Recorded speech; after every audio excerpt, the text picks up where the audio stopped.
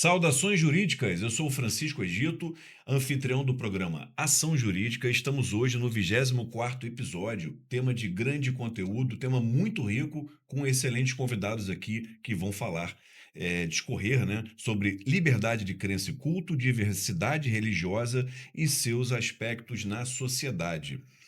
Queridos, antes da gente começar, né, um texto aqui de grande interesse. Vejam, nós vivemos em um país plural, país de muitas crenças, muitas descrenças, muitos rituais e muitas formas de viver a espiritualidade ou de não vivê-la. A Constituição brasileira afirma de forma clara que a liberdade de consciência e de crença inviolável garante o livre exercício dos cultos religiosos, protege os locais de culto, assegura o direito de mudar de religião ou de não ter nenhuma religião. Mas, na prática, até onde vai a liberdade religiosa? Onde termina a crítica legítima e começa o discurso de ódio? A liberdade de expressão pode justificar manifestações intolerantes? E a criminalização da intolerância religiosa é suficiente para proteger a diversidade no Estado laico e democrático? No episódio de hoje, vamos discutir liberdade religiosa, laicidade do Estado, intolerância, decisões judiciais e limites jurídicos e éticos da convivência democrática e uma sociedade plural. Estamos aqui com 3 convidados muito especiais. Ao meu lado, doutora Andréa Kramer, advogada militante há 31 anos, de matriz africana. Ela vai se apresentar dentro da religião dela. Presidente da Amazoeste Niterói, Associação de Defesa aos Direitos das Mulheres, membro da CONLIR, Comissão Municipal de Liberdade Religiosa, ligada à executiva do Governo Municipal de Niterói. Diante de mim aqui, Camila Gonçalves, advogada, sócia do escritório Marques Advogados desde 2009, parece irmã gêmea, mas não é. Especialista em direito do consumidor e direito de família, é coautora da obra Direito das Famílias, Perspectivas em Debate, pela editora Atena, e também atuou como delegada da Comissão de Direito do Consumidor da OAB Niterói no triênio 2019-2021, além de delegada da Comissão da OAB Mulher no triênio 2022-2024.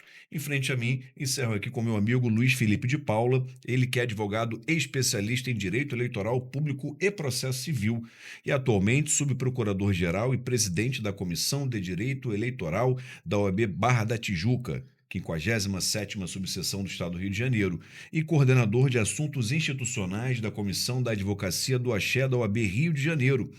E também se apresentará dentro da religião dele, nomes que são novos para nós, né, e muito importantes porque trazem grande conteúdo. Eu vou passar aqui então para a minha querida Andréa Kramer, uma apresentação, claro, de si própria, Andréia, e uma fala assim, o que a gente pode esperar nesse tema? Liberdade de crença e culto, diversidade e seus aspectos na sociedade. Olá, boa tarde. Bom, eu sou Andréia Kremer, né, advogada, mulher ativista e de axé. Sou conhecida no meu mundo espiritual, né, a minha ancestralidade como Andréia de Onira.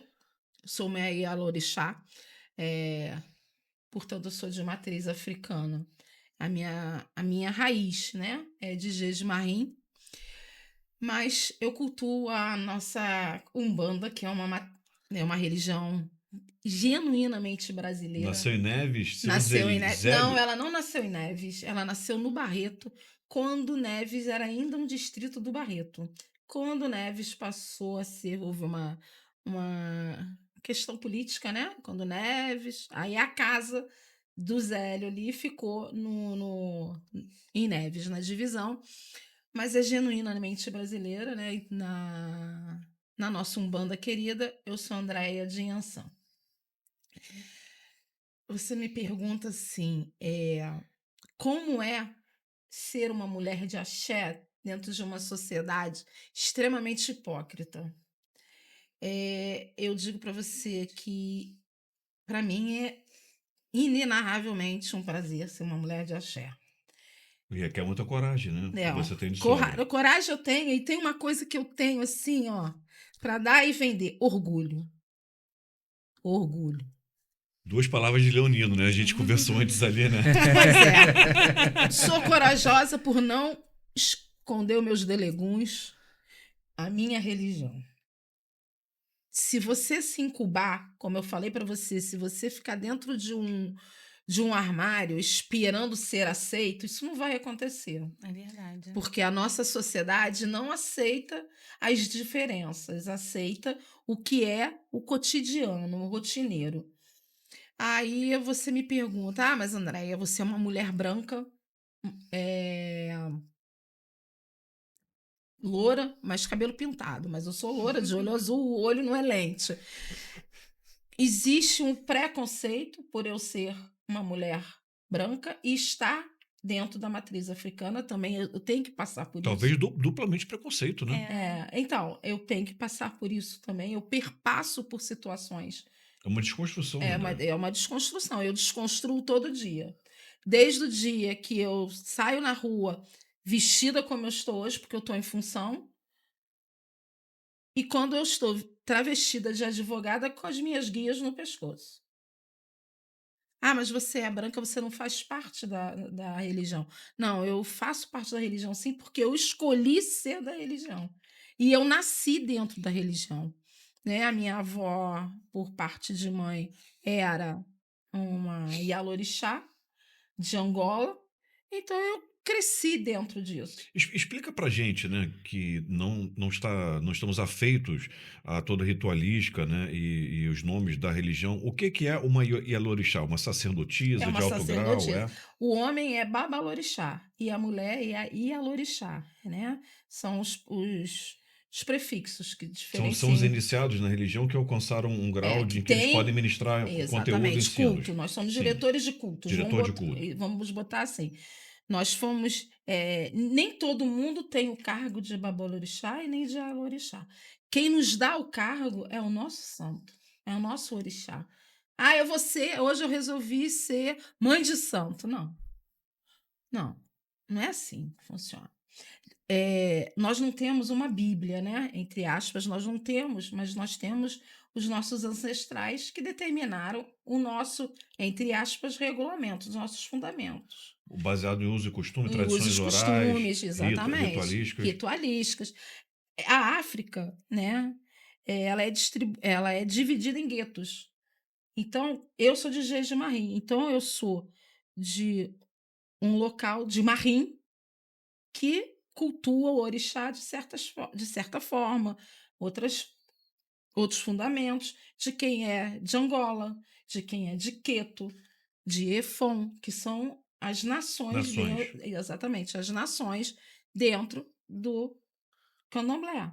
Na Umbanda não existe nação, é uma religião pura, simples, Umbanda. Ou para quem já estudou alguma coisinha, aí um bandana vem de Vênus, não é isso? É, Perfeito. exatamente. Então, o que que acontece? Hoje, eu perpasso por tudo isso e é um dia após o outro. Por quê?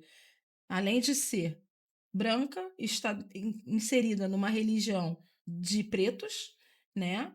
Eu tenho um cargo, que quem me deu o cargo foi minha mãe Onira.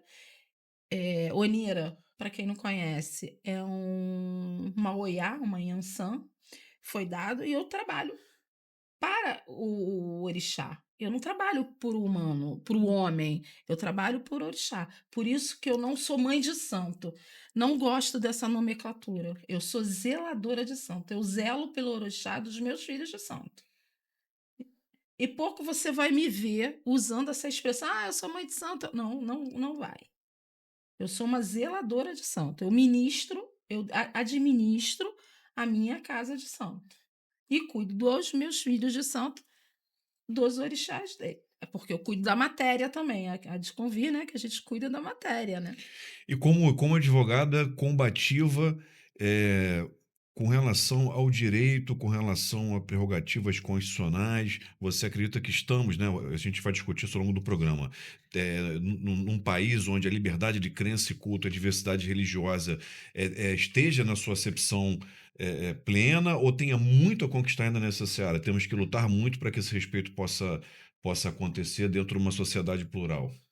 Tem que melhorar muito. Muito. É o A que gente avançou, não É, vamos dizer que a gente está vivendo estagnada, porque vai ser mentira, sim. né, mas a gente principalmente no nosso veio, né, na nossa matriz africana, que ela é, assim, rechaçada. Eu vou usar essa palavra porque muitas das vezes a gente está conversando num grupo, aí tem, né, os católicos, tem os evangélicos, e eles olham para gente de forma assim, vamos afastar, É, de né? soslaio, né? Como se fosse algo Algo assim que vai pegar, entendeu? inferior, contagioso, né? E a gente, e nem sempre a gente consegue o apoio num grupo, né? A gente é sempre a minoria, né?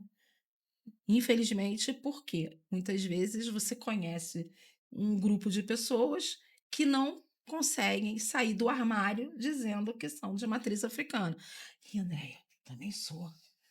Eu não falo não, porque lá no meu trabalho. Aí é baixinho mesmo, entendeu? Para ninguém, quase inaudível. Mas Uhum. eu falei, Ou então, você sabe o vem. que eu já vi muitas vezes também? A pessoa se apresenta como espírita kardecista, que é mais tolerável, é tolerável É, socialmente, né?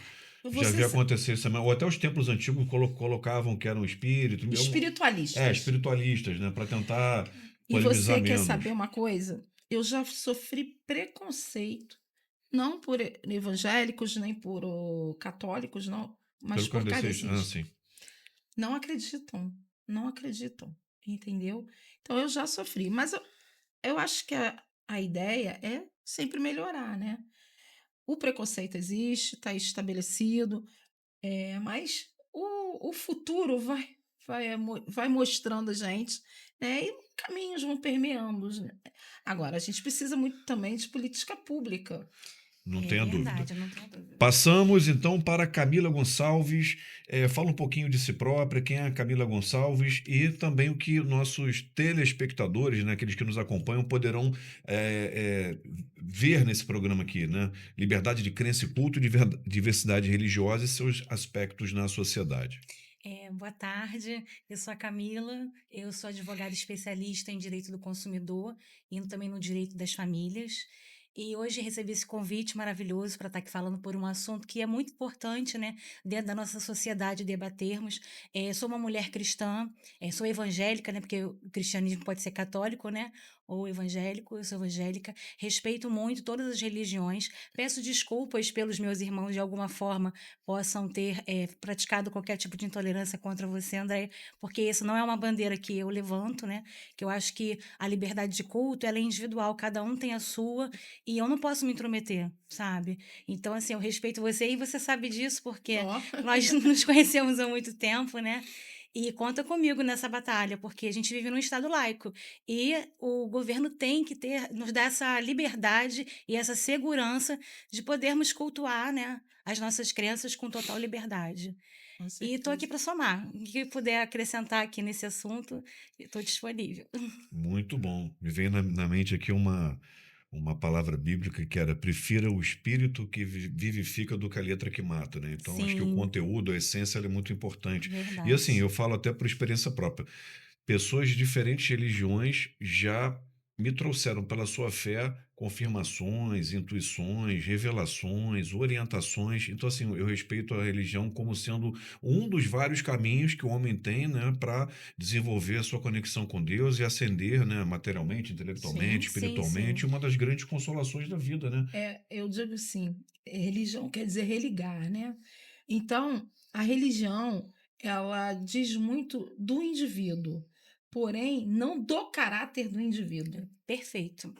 O indivíduo, caráter e indivíduo. O indivíduo ali, ele propaga a fé dele e tal, mas alguma coisa mina no caráter dele e ele destoa daquela crença que ele até professa. Então, quando eu falo de religião, eu acho que a religião, qualquer religião, leva àquele ser maior que você chama de Deus, eu chamo de Oxalá, eu chamo de Olodumare, ela chama de De Cristo, Deus. um chama de Jeová, entendeu? O que importa é que leva a a um ser que criou isso tudo aqui. Da forma que foi feita, cada um entende disso. Agora, não pode discriminar porque eu chamo de Oxalá, entendeu? Sim. Eis a grande dificuldade dos nossos tempos, na intolerância, em todas as suas áreas. Luiz Felipe de Paula. Se apresenta, Luiz, também, que eu queria saber aqui a titularidade. Bom, Bom dia, boa tarde, boa noite para o horário que alguém for escutar esse podcast, né? Verdade. Primeiramente, agradecer, Angito, pelo convite, né? Também todo mundo aqui da equipe que está assessorando, auxiliando também aqui. Minhas amigas de combate, doutora Andréa Kramer, doutora Camila. Eu sou o Luiz Felipe, sou advogado, estou atualmente como subprocurador-geral da Ordem dos Advogados na Barra da Tijuca, na subseção da Barra da Tijuca. E sou uma pessoa iniciada dentro dos ritos de tradições de matriz africana para o orixá Omolu, né? Por isso que na minha descrição tá Elegum orixá Tiomolu, significa a pessoa iniciada para o orixá Oriza é Omolu. orixá? Orixá significa um ser, seria mais simbolicamente um ser de luz, né? Aproximando a sua própria tradução, né? Porque vem de Ori e Sá, né? Ori tem a ver com cabeça e Sá a luz. Então, o orixá pelo qual ele rege a minha vida é Omolu. Sobretudo, a gente também tem um outro orixá aqui anterior, antes da gente falar sobre Deus, concepção de Deus, a gente fala de Ori, que é o que foi muito André colocou muito bem aqui, né? Dentro de Ori, a Ori dá a individualidade de cada um de nós aqui estando constituídos. Então, cada um aqui, evidentemente que vai seguir uma crença, vai seguir uma linha de raciocínio, isso é Ori, é a sua individualidade. Então, todos nós somos perceptivos e aceptivos a Ori, porque Ori é a sua individualidade. Agradeço demais pelo convite, Egito. É uma temática muito importante, que eu tenho certeza que vai agradecer aqui seu podcast, o seu trabalho, né? Que já tivemos assuntos aqui maravilhosos. Eu acabei fazendo uma pesquisa, né, da ação jurídica que eu não conhecia, estou conhecendo através desse trabalho maravilhoso. E eu acredito e faço votos de que a nossa participação aqui seja uma participação para elucidar, seja uma participação para Palavra-chave. poder desconstruir, né? Tirar justamente um pouquinho essa mácula, né? Entender um pouco o que é o contexto da hegemonia, que não dá para falar de religião, não dá para falar de Brasil se não entender história.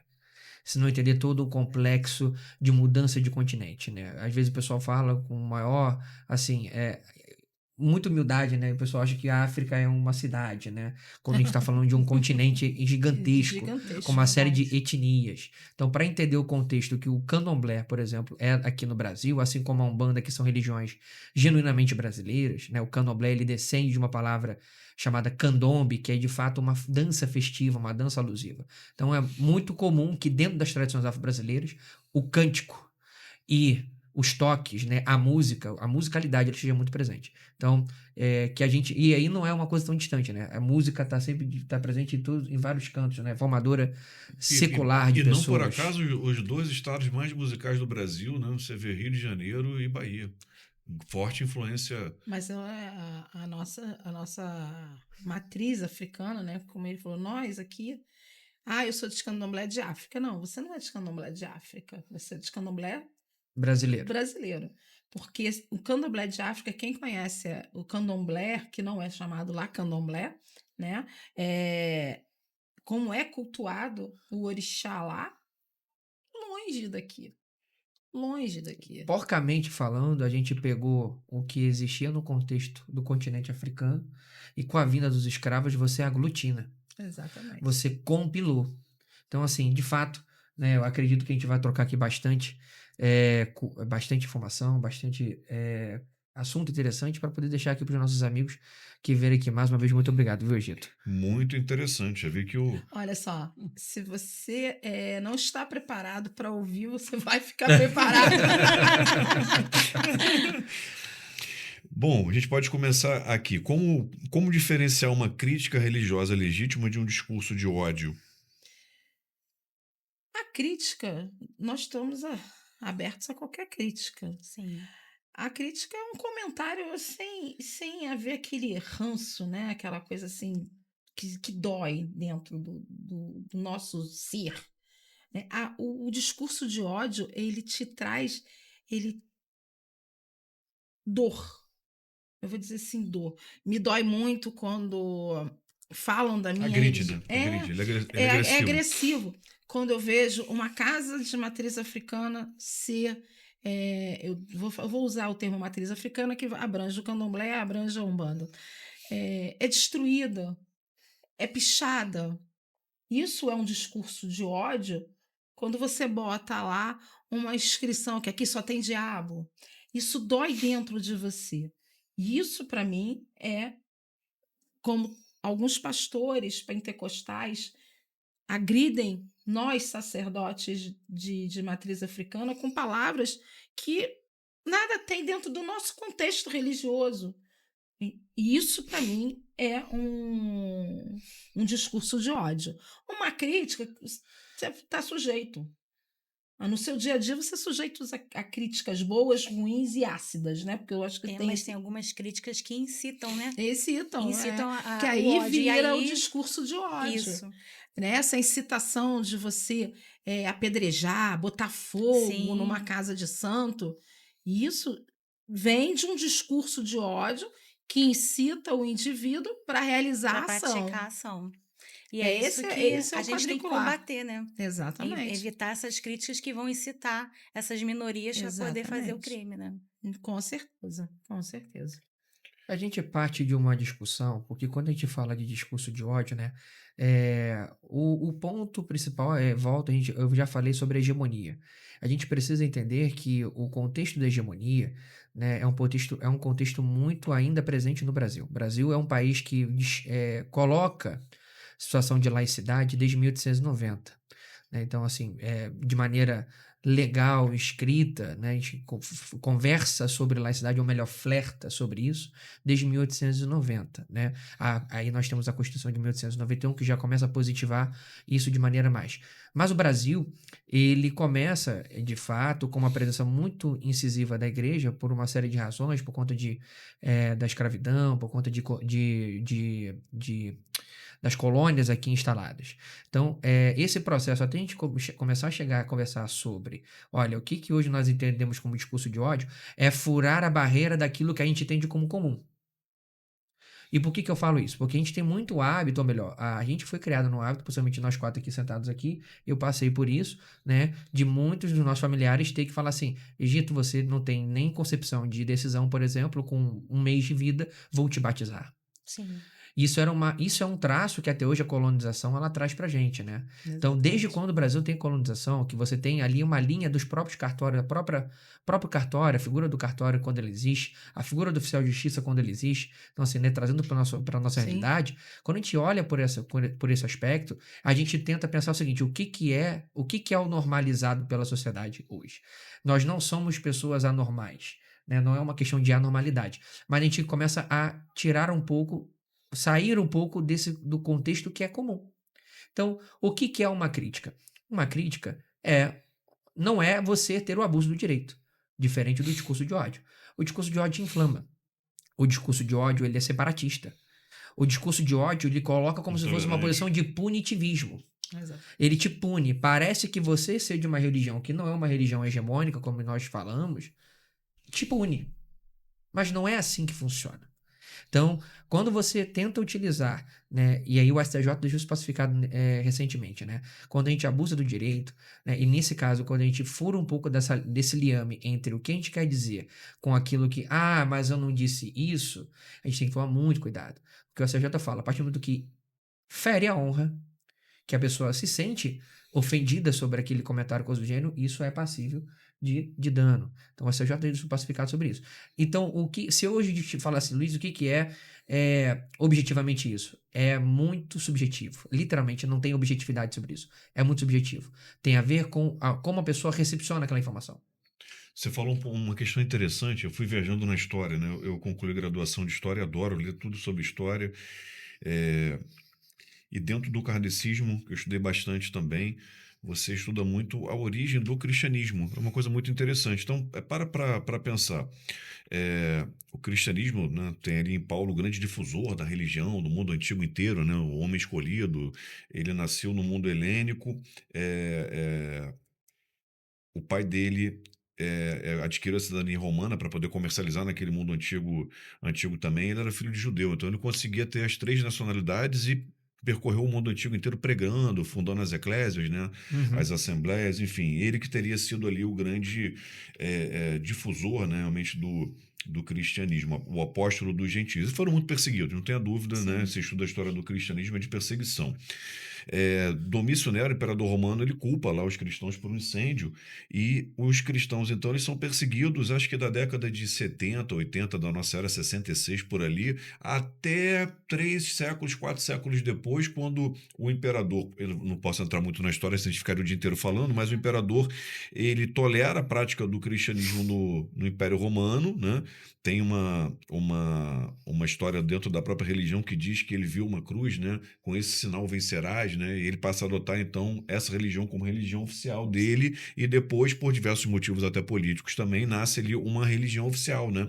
Igreja, de eclésias, né, que estavam separadas ainda, né, católica, de universal, apostólica, romana. A igreja romana nasce ali no século IV da nossa era. 4 séculos depois de Jesus montam uma igreja. Então, de perseguidos passaram a ser religião dominante. Aí você vai estudando a história humana, né, você vê a influência da religião na conduta do homem, na parte política, né? As heresias como alternativas e perseguição, né? Lá na França com o catarismo, né? Com algumas seitas que surgiram, enfim, isso é muito interessante. E você fala que nós temos dentro da sociedade, até da nossa cultura, uma questão hegemônica, né? Porque é fruto da nossa colonização. Chegaram no nosso país, demarcaram os nossos limites, trouxeram um povo, trouxeram uma religião oficial, trouxeram uma língua, né? Isso a gente deve parar para refletir também, que faz parte, né? Você comentou do batizado. Por algum motivo eu não fui batizado. Eu não me lembro por que motivo não aconteceu, né? O batismo, a primeira comunhão, agora eu não me lembro o que ocorreu. E na escola católica que eu estudei, alguns momentos eu não podia participar, porque eu tinha Isso. que ter feito essa liturgia. E Uhum. também minha mãe falava, meu filho, faz se você quiser, se não quiser também tá bom, enfim. Mas eu me lembrei disso agora, me veio assim na mente Aí uma você. questão. Aí ele falou do batismo, né? E você agora falando. Diz a crença católica, né? Se você não é batizado na igreja católica, você é um ser pagão, É, né? E você viveu, porque normalmente quem era pagão, a criança pagã, morria. morria. Olha a coisa como Como que influenciava, né? influenciava. Então, por que se tornou obrigatório o batizado, né? Quantos cristãos temos hoje que foram batizados na Igreja Católica? Eu acho que tinha até uma doutrina que pregava o seguinte: não, e os inocentes, aqueles ingênuos, aqueles que não eram batizados e morriam, para onde eles iam? Aí tinha teólogos discutindo sobre esses pontos, enfim, muito interessante.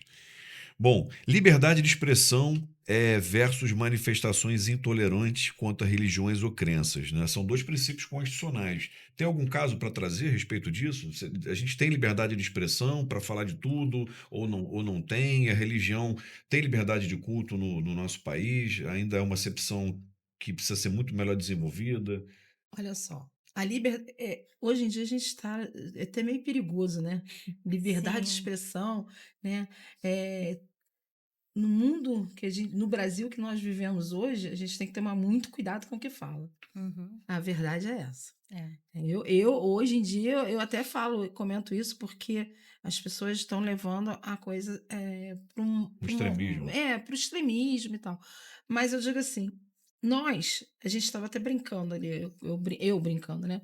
É, a- a- as formas pejorativas que lidam com a nossa religião, né? Macumbeira, isso é liberdade de expressão ou é intolerância?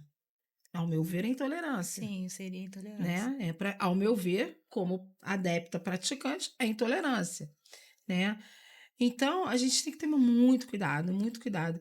Casos assim, eu tive um caso, é jurídico até. Eu fui presidente da Comissão de Direitos Humanos da OAB de Niterói, né? Você me contou. O triênio todo eu fui. Ano passado, na outra gestão de Pedro, eu fui.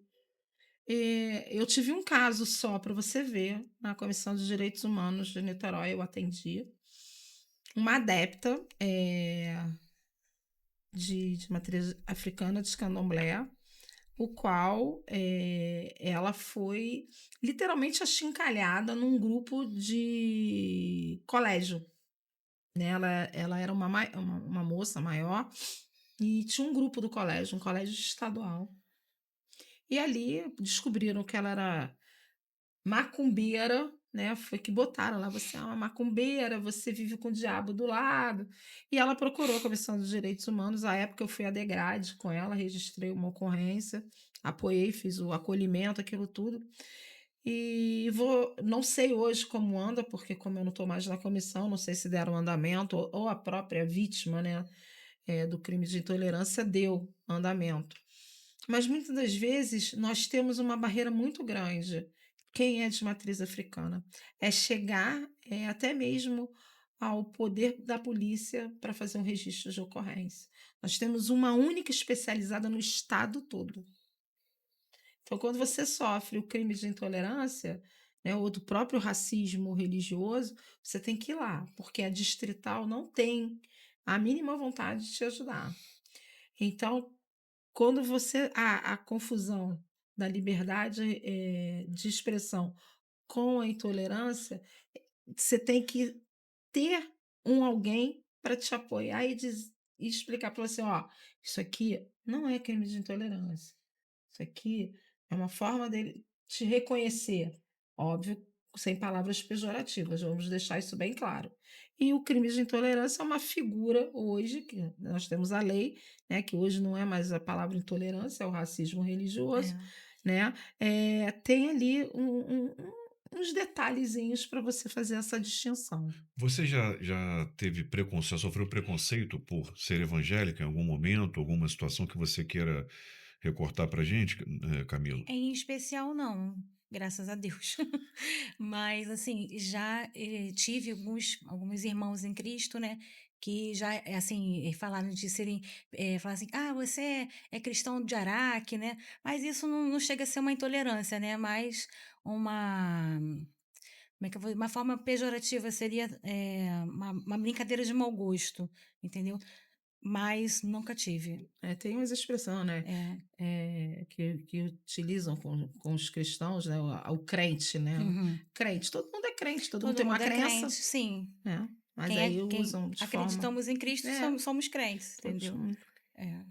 Fala, Fala, Luiz. Luiz. Eu Que o Luiz vejo. tá aqui, vai lá. Não, porque o que acontece? A gente fala de liberdade de expressão, e de fato existe aí um conflito aparente de normas, um conflito de princípios constitucionais que a gente precisa ficar muito atento, né? Teve um caso de grande repercussão, né, no estado, que foi de um pastor chamado Tupirani Ora.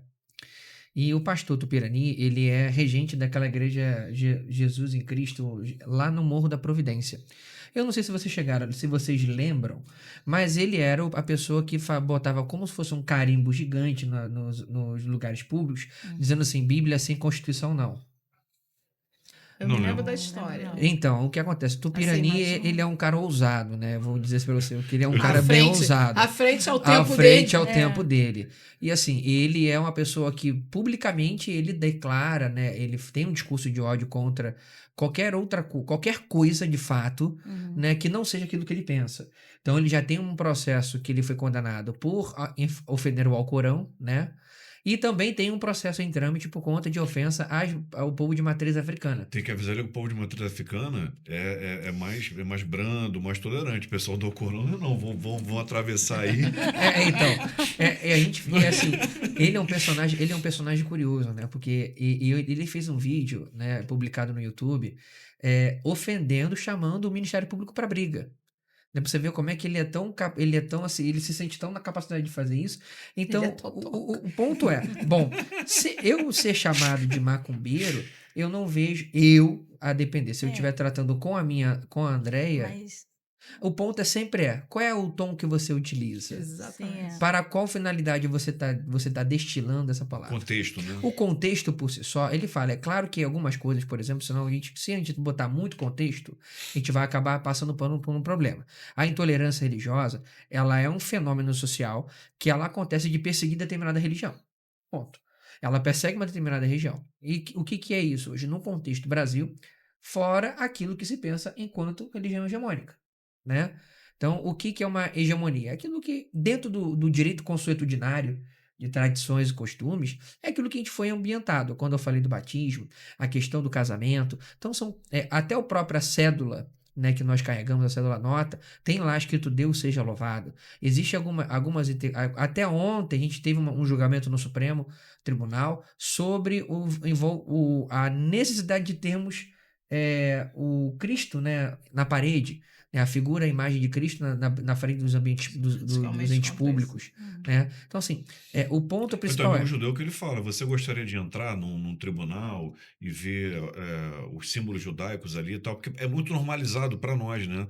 Mas é Mas porque nós fomos criados assim. A dentro nossa desse meio. sociedade foi criada, como o Luiz falou muito bem ali, né? Criou-se uns hábitos, né?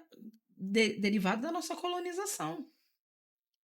Então, nossos hábitos são o quê? Europeus, né? Nós somos colonizados por Portugal e aos poucos vieram outros países para dentro do nosso Brasil e você mantém a visão essa. eurocêntrica, né? Exatamente. E Hábitos existe uma franceses, hábitos tentativa italianos, hábitos. decolonialista. Eles trabalham muito com uma visão Exatamente. decolonialista para tentar desconstruir. Nas graduações de história, você estuda a história dos povos africanos, indígenas. Sim. Não tinha isso antigamente, eu estudei isso, achei Mas interessante. existe uma lei, você sabe que existe uma lei, a 10.639, que determina que se haja o estudo de África em todos os colégios? Muito interessante. Não, expressamente eu não sabia, mas E aqui em Niterói interessante e necessário, por sinal. Né? é obrigado, a lei 10.639, ela obriga a fazer parte da grade do ensino fundamental 1 e 2. E isso, aqui em Niterói, até 2020. Nós estamos em 26, né, gente? Peraí, 24, 25. É isso aí. Até 2023, nós tínhamos 11 colégios que implementaram isso: 9 municipais e 2 privados. Tá? Não vou dizer o nome para não fazer propaganda desses 2 Claro. colégios privados, mas 9. E existe um trabalho da Secretaria de Direitos Humanos do município de Niterói pedindo, né, para todos os colégios do Para município entrar de na Niterói grade a matéria. para né? entrar, porque a lei tem que ser cumprida. Claro. A lei tem que ser cumprida. Porque quando você fala de povo de África, você vai entender muita coisa. Você vai entender muita coisa. Mas é o que você quer entender, ele quer entender, eu quero entender, ela quer entender. Mas a sociedade em geral não quer entender. A família é um ponto de formação importante. Eu fiz PNL, né? Fiz programação neurolinguística. E quando a gente começa a entender sobre a estrutura familiar, a gente começa a perceber os primeiros formadores. Então a gente começa o quê? Literalmente desde baixo. Então os primeiros formadores são os nossos pais. Então o que nossos pais passaram pra gente, a gente só vai com o passar do tempo desconstruir isso ou tentar ou entender de maneira diferente. Isso se for consciente, né? Se Exatamente. for inconsciente. Se for, Eu vou contar Vai- uma história rapidamente que eu achei interessante, um livro que tratava de crenças, sobre dinheiro, sobre trabalho, outras coisas, né? Resumidamente, ele foi passar o dia de ação de graças na casa da família dele e tal, aí olhou lá para a sogra dele, né? E perguntou para a sogra, por que você corta a ponta da ave, né? Aí ela falou, não sei, minha mãe cortava. Aí foi perguntar para a mãe dela por que ela cortava a ponta da ave, né? Aí ela respondeu, olha, eu não me lembro porque o motivo de eu cortar e tal, mas é que o nosso tabuleiro era pequeno, ela não cabia ali. Então, ou seja, eram coisas que eram repetidas, né? Geração a Sim, geração, sim. você não Isso. sabia por que fazia, só fazia, repetia. né? Ele apenas Isso. parou para olhar, mas por que está fazendo agora? O tabuleiro é maior, o forno é questionava, maior, é. você não questiona, você repete, né? Entra na rotina. Entra E na a rotina. capacidade de compreensão da nossa época era um pouco assim, né, vamos dizer, pelo menos da nossa geração que está aqui, era um tanto quanto limitada. Não era A todo mundo que minha tinha acesso à geração, informação. É A verdade, gente precisa informação. lembrar isso, é uma coisa importante. O acesso à informação, pelo menos assim, a democratização do acesso à informação é um fato novo. É recente. Não é um fato que deve ter 30, 40 anos no máximo. Sim. Se eu Não, tiver, é isso. se eu tiver, não, se eu tiver Nem sendo isso. muito, Não, então, assim, muito Muito menos. generoso. eu estou sendo bastante generoso. Então, assim, a democratização da informação é uma coisa importante. Então, quando a gente fala de todo um contexto de entender por que o evangélico, por exemplo, ou melhor, e aí eu digo isso, o evangélico de hoje não tem culpa da intolerância ou do racismo que foi criado. Hoje. Porque eles Ele não sofreram foi- também no passado. Porque eles eu lembro sofreram assim, no passado. Olha, Verdade. fulano é crente, é assim que se Exatamente. tratavam, né? Mas quando a gente fala sobre luta, quando a gente fala não apenas de militância, mas quando a gente fala de uma luta por essa questão de anomalia social, a gente fala assim, cara, eu não preciso que a pessoa do outro lado, ela precise praticar o mesmo que eu. se ela está coberta por uma crença, né? Crédito, por exemplo, ela vem de crer, né? Ela precede a palavra crer. Sim. Então, assim, se ela está ali por uma questão de crença, ok. A gente precisa entender que a diferença de um outro, ter uma religião distinta do outro, ou às vezes não ter, não pode ser uma anomalia. Sim. Sim. Isso não pode ser considerado uma anomalia. Quando eu considero isso como uma anomalia, eu estou sim tendo que fazer o seguinte: vamos fazer aquela volta ao passado, fazer aquela rebobinada da fita, vamos entender por que essa pessoa ela foi construída, o que ela fez, qual foi a programação dada aqui nesse primeiro momento de 1 ano de vida, ou pelo menos meses de vida, até onde ela foi introduzida. Que aí a gente começa a entender, de fato, aonde nós precisamos mudar. E aí, de fato, é que é o básico. A gente precisa fornecer educação. É evidente que o Brasil ele tem um complexo, ele tem uma complexidade gigante por ser um país de longitude continental. Então, e aí a gente está falando de uma Ceará hoje, por exemplo, dentro da cidade de Niterói, ou de uma cidade do Rio de Janeiro, que são grandes metrópoles. Sim. Se a gente for para o interior do estado, se formos para outras cidades do interior, você vai ver que há uma questão diferente, há uma regionalização. Então, compreender esse fato, da gente poder entender, até mesmo o próprio regional, é você entender o que envolve intolerância. É somente pelo simples fato de que, né, são vários outros fatores, eu mais pormenorizando, né, é você considerar que a religião do outro é uma religião que ela é extremamente diferente da sua e não é comum ao que você utiliza ou que você pratica. Resumidamente, né? Isso de uma maneira muito assim, sem entrar em outros pontos. Muito sucinta, né? Sabe o que é Bastante. interessante? Eu tenho alguns amigos que frequentam, né? Eu não posso nem dizer que é religião, me pareceu mais filosofia. Eu tive lá e respeito bastante. Perfect Liberty e Perfect Seixo Liberty. Noé. Eu tenho, assim, quando eu faço o evangelho no lar domingo, né? Eu tenho uma inclinação maior para o kardecismo e minha esposa, ela é evangélica. A gente já parou de brigar há muito tempo. Ela fala assim, vamos lá no Seguidores de Jesus, ela fala Servidores de Jesus. Ela começa a rir que ela troca, né? Que é espiritualista. E eu vou na Betânia, onde ela frequenta, a gente se entende, assim, tem poucas diferenças e eu respeito naturalmente Você vai ele na Betânia, naquela ali, né, da lá. Gavião com o Otávio Carneiro. Ah, não. Então não. Frequento ali, às vezes vou com ela. Onde o nosso tempo encaixa, a gente vai, né? Se eu for 3 vezes a gente acaba tentando dividir mais, enfim. Sim. E depois do Covid, a memória às vezes falha.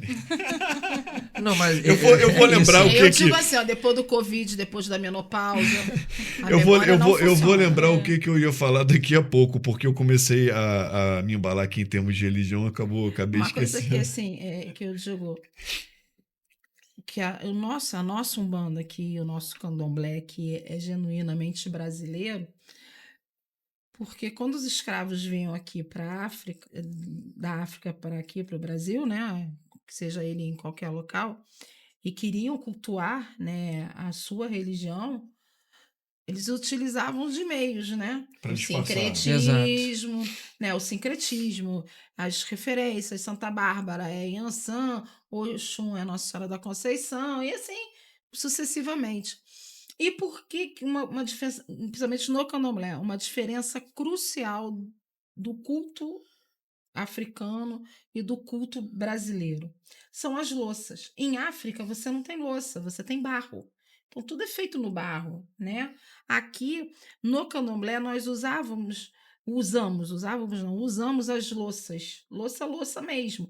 Mas porque os escravos pegavam as sobras, um prato trincado, uma tirrina trincada, uma sopeira trincada, traziam para a senzala e transformavam aquilo ali na referência e na reverência dos seus orixás. Então, hoje, as louças que nós usamos, né, aqui no nosso culto brasileiro, genuinamente brasileiro, é de origem aí. A gente não pode. Eu vejo muita discussão assim.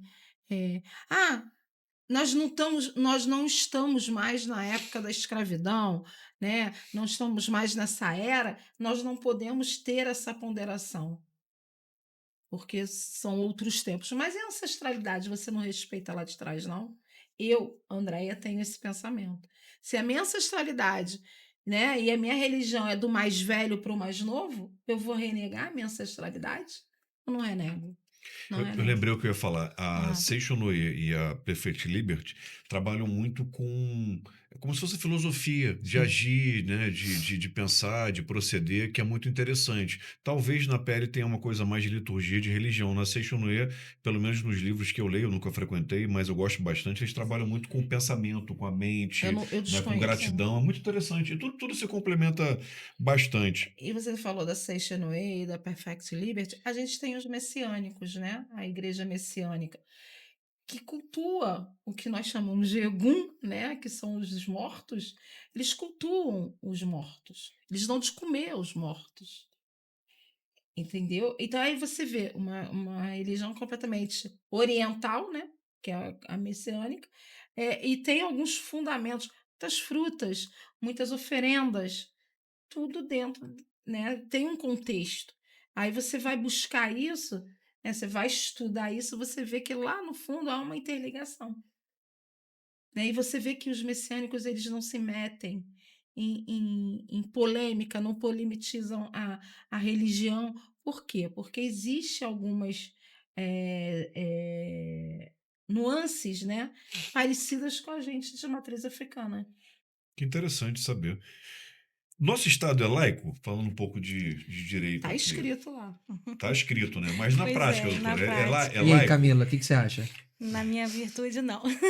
Acho que não. Porque se a gente tivesse políticas públicas, né, que colocassem, expusessem de maneira, né, mais ampla, poderíamos estar começando a melhorar a questão da intolerância. Então, assim, não dá proteção. Você vê que tem determinadas religiões que precisam de autorização para poder fazer o seu culto e são negados, né?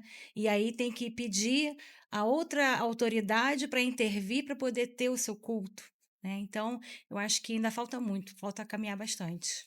Eu parto do princípio que a laicidade está lá determinada, né? Artigo 5º, 6º, né? Sexto, da Constituição Uhum. Federal, mas quando eu chego num tribunal onde tem um crucifixo, ali morreu a laicidade. Aí morreu. Não tem que ter nada. Sim, não tem que ter nada. Não tem que ter nada. É porque Entendeu? Eu parto desse princípio. Não tem que ter um crucifixo, não tem que ter um. Eu esqueci o nome, aquele castiçal dos judeus, eu esqueci o nome. Eu acho que eu sei o que você está falando, mas eu também esqueci Que o é, nome. a estrela de Davi, não tem que ter nada.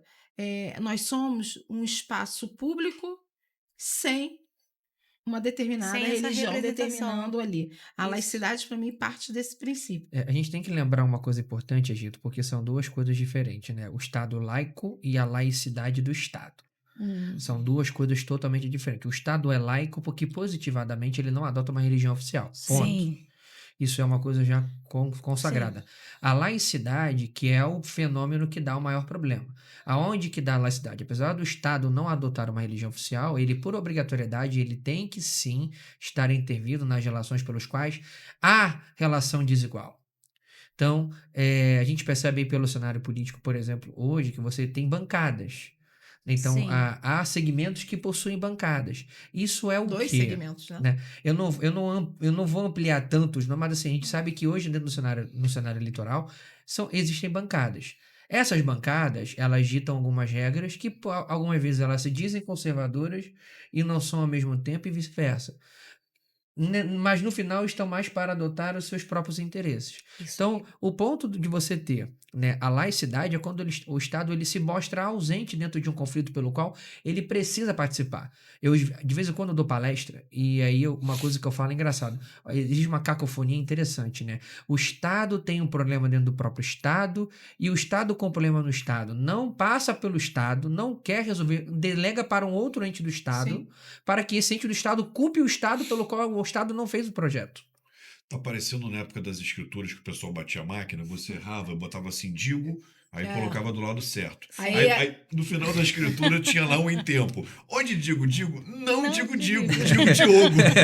E aí, onde digo Diogo, vírgula, leia-se, dois pontos. Então, assim, o problema o Estado, na figura de laicidade, não vou dizer, nós não vemos nenhum cenário de ditadura, né? Porque se fosse um cenário de ditadura, haveria uma limitação, Restrição à liberdade. uma restrição mais absurda, assim, fora da... Eu vivi na ditadura, né? né? E eu nasci dentro da ditadura, né? Então, Eu me lembro que eu era criança, assim, você ia num terreiro, né, a ficava um olheiro, uma pessoa olhando, via o bigorrilho, né, porque antigamente era bigorrilho, né, não era giroflex, né, da joaninha da PM, da polícia do exército. Eu tava pensando o que Para! que é bigorrilho. Era porque É o era redondinho giroflex. assim, entendeu? Aí ele ficava rodando. Era Aí uma quando luz centralizada enquanto ele fazia. E tinha um negocinho que é, ficava Ah, quando isso, tá isso eu girando. rodando, lembro, a joaninhazinha. é a É joaninha, isso. então. Ou era a PM, a polícia militar, né? Ou era a PE, que vinham fazer, porque havia as denúncias, como há até hoje as É, denúncias, aí vinha, e todo mundo parava e ficava lá. Aí se batesse na porta, todo mundo virava festa. Porque aquela reunião de pessoas ali fazendo o quê? É todo mundo de branco. Então era É Réveillon quase uma, todo. é quase uma associação criminosa de uma maneira diferente de pensar, Entendeu? né? Então, Aí, assim, mas na época não existia o conceito de laicidade nem de Estado laico. A gente verdade. vivia num regime militar, né? isso é um problema da laicidade. Então, assim, na minha visão laico, o Estado ele não adota. Né? Diferente da França, por exemplo, melhor, da Inglaterra, que adota o Estado confessional, o Angli- catolicismo, né? Anglicanismo, né? Não, a Igreja Apostólica Romana. O anglicano, já não me recordo, mas eu sei que É eu sei anglicano. que dentro do A sistema Inglaterra é cristão. anglicana. Tanto é que a igreja, ela tem 23 assentos no na cadeira do parlamento inglês. Então, assim, além de adotar, ela tem espaço na cadeira legislativa. Então, assim, Político, né? não necessariamente a gente não precisa adotar. É claro que nas entrelinhas, né, a gente vê dentro de campanhas, ou até mesmo de quando você vai dentro de precisar de algum serviço público, de modo geral, algumas questões, né, você vê que às vezes pode existe um problema do servidor, né, e aí a gente volta àquela velha máxima, né, educação. Se eu não educar o servidor para algumas coisas, provavelmente você que lida muito com imobiliário vê muito disso, que às vezes o próprio cartório tem uma dificuldade imensa de poder entender algumas questões. E é uma coisa tão simples. Né? Na nossa visão, a gente, às vezes é muito simples. Mas para ele que está do outro lado, precisa de educar. Olha, querido, você tem que olhar, Preparação, né? você precisa ter isso aqui em Aconteceu vista. com a gente uma vez uma seguinte questão. Estávamos na região dos lagos e a discussão era o seguinte: a gente quer fazer condomínio de lote. Não, não pode, não dá, não pode, não pode. E é uma legislação recente, né? Que é o condomínio sem edificação e seria um loteamento aprimorado. O loteamento tem uma série de falhas legais e dificuldades, enfim. E aí o cartório falava: faz loteamento. Aí o advogado discutiu: não, eu quero fazer condomínio de lote, porque me traz possibilidade de tal e qual, isso e aquilo. No final falou: olha, a gente não sabe fazer condomínio de lote. A gente só sabe fazer É isso. loteamento. Então acho que é isso que você quis dizer, né? Isso me lembra muito Maricá, né? Maricá teve um problema mais ou menos isso, né? De você tentar implementar uma lei municipal e o pessoal lá dentro, tá, e como é que eu faço isso? Então, às vezes apesar de existir a legislação, ainda falta informação, por incrível que pareça. Então, eu falo da regionalização. Aprimoramento, Eu né? falo da Sobre regionalização de modo geral, mas eu falo porque eu ando muito, assim, na verdade, eu sou uma pessoa muito andarilha. Então, assim, eu conheço um pouquinho de cada cidade, né? Não vou dizer de todos os 92 municípios dentro do estado, mas eu conheço bastante coisa. E você vê que existe, sim, de fato, o problema, às vezes, a informação não chega. De fato, não chega. A gente é privilegiado por morar em Niterói, por exemplo, ou por estar, né, no Rio de Janeiro e próximo ali da capital, da Zona Sul, Barra, que são lugares que têm conhecimento de qualidade. Né? E você sai um pouco desse núcleo, você vê que realmente é uma fragilidade. Ó, eu Exatamente. fui para Santa Catarina, que hoje é o estado, né, pujante aí da Aham. federação, empreendedorismo e tal. extremamente Tende a ser um preconceituoso. São Paulo, né, com relação Que à tenta fazer, industrialização que e tenta tal. fazer a separação, né, E um colega do Rio estava lá, Uhum. né? Ele me chamou. E aí eu fui fazer uma palestra e falou assim: Egito, às vezes o pessoal fala que o advogado é bom e tal, eu vou assistir. Eu falei: pô, eu vim do Rio de Janeiro, cara. O Rio e São Paulo você tem um nível Um jurídico eixo, né? altíssimo. Assim, Aqui ainda eles estão engatinhando, né? Vai demorar muito tempo para chegar, enfim. Então, assim, a gente tem alguns núcleos ainda de Sim. conhecimento e de excelência, mas a interiorização, salvo, por exemplo, São Paulo, você vai para Piracicaba, São José dos Campos, são cidades do interior com altíssimo IDH, nível educacional e tal, mas de um modo geral, saiu desses núcleos principais e foi mais para o interior, realmente há muita carência não, você de não tudo.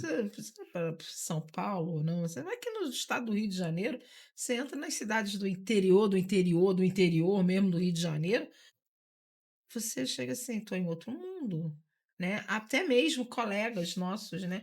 Eu trabalhei no escritório, e eu era responsável pela carteira. é, Niterói, São Gonçalo, né? Leste Fluminense, Norte Fluminense, até o Espírito Santo. E eu fazia Porciúncula, São Francisco da Eu Papuana. tenho parente, Porciúncula, Então, Tombos, eu fazia Carangola. porque eu trabalhava para banco, então eu era direito bancário, aquela coisa toda. Quando chegava lá, eu olhava assim, que eu entrava no escritório do Polo, né? Do escritório matriz, que era o meu, eu estava no Polo, que o advogado. Ai, doutora, eu não sei como é que eu vou fazer isso. Falei, como assim? É, vai lá, vamos conversar, vamos. Não, doutora, aqui não pode conversar, que a gente não pode acordar. Falei, como não pode? Você chegava perto da pessoa, o cara tinha uma Mercedes, um exemplo, uma Mercedes de ponta. O cara era o dono de uma banca de peixe na esquina. O banco queria aquele carro, né? Queria que ele acabava aquele contrato. Aí a gente ia lá, conversava e tal. Aí você via que as pessoas se limitam ao poder daquele interior, daquela cidade, da territorialidade. É muito complicado. Muito Por complicado. isso que falar de laicidade é um pouco complexo. A gente É, agradece, pelo menos, que a partir de 2003 em diante, você tem um julgamento importante no Supremo Tribunal que envolve as ações afirmativas, né? Você começa a implementar as ações afirmativas em todos os estados da federação, então pelo menos é uma recomendação por si só, né? Você tem, com esse empenho das ações afirmativas, você consegue realmente, ou melhor, né, a gente está falando de pelo menos 22, 23 anos aí de diferença, e ainda muito jovem, né, nós ainda estamos em traços de política de implementação. Então, o que a gente fala hoje, a concepção que nós temos hoje, de estudo hoje, nós estamos muito na frente. Né? Não dá para desmerecer tudo, muito pelo contrário. A gente pode sim agradecer por alguns avanços. Né? Ainda mas eu temos. acho que está muito Cabe a longe. pergunta anterior do Egito. E aí, você acha que a gente vai melhorar? Talvez, Egito, eu nem vivo esteja para ver Exatamente, falta muito. uma condição. A Se gente ainda você com precisa avançar 30 muito anos está enquanto falando isso, sociedade. imagina eu com quase 60. Eu sigo, assim, eu digo para as pessoas o seguinte, eu faço o meu dever. O nosso dever de casa é qual? Sim. É falar para as pessoas do nosso lado que é o seguinte, olha só, isso aqui não pode ser agido dessa forma. Porque eu estou evitando um crime, eu Ó, tô A gente evitando está uma plantando ficha a semente, criminal. né? olha, eu vou te falar uma coisa. Hum, A gente está falando aqui de intolerância a nível da sociedade, né? Mas o maior intolerante está dentro da nossa religião. Uma verdade também a gente tem que Eu ia ser perguntar dita, isso a você, porque você falou que às vezes recebe olhares, né, da própria entendeu? religião, né? É muito complicado a gente Mas ir. o André, mas é uma É, questão, um ponto importante também, gente, isso é uma coisa interessante. A literatura africana, de um modo geral, e principalmente o continente africano, eu sempre dou esse exemplo porque é um exemplo muito ilustrativo. Vocês já viram O Maluco do Pedaço, o Ace Ventura, o Maluco na África? Eu já vi. Já Ah, viram sim. esse filme? Então, assim, qual é a síntese do filme duas tribos no continente africano brigam por um morcego branco e aí o grupo 1 é o Achati e o grupo 2 é o Achachá. Você vê como é que nem um pouco, né, criativos nomes. Criativo. E a literatura africana, quando ela fala sobre isso, ela não fala aí de um povo que se une, muito pelo contrário. Que se São pessoas degladia que o se tempo todo. degladiam. Quando você joga para o conceito diaspórico, o que é o conceito diaspórico? É aquele conceito que você traz do continente africano, introduz no Brasil e tenta organizar aqui mesmo, no Estado brasileiro. Quando você percebe isso, quando eu falei lá atrás que é uma aglutinação, você tem que fazer um paralelo de alguma coisa que acontece lá do que você pode reproduzir aqui. Então, por exemplo, lá você tem muito com relação a tribos. Tá, as tribos de cada. A gente tem esses enredos dos Itãs, que a gente fala de lendas, né? Você vê que existe sempre um tentando tomar a terra do outro. Exatamente. Então, aí eu acho que é uma questão de educação novamente, André, a gente poder entender que não é nós que nos perseguimos em si, mas a nossa Hum, literatura, o conjunto do que vem para cá, Mas infelizmente, eu não estou dizendo de perseguição. Eu estou dizendo assim: existe um jargão dentro do candomblé, principalmente do candomblé, é que eu faço dentro da minha casa o que eu quero.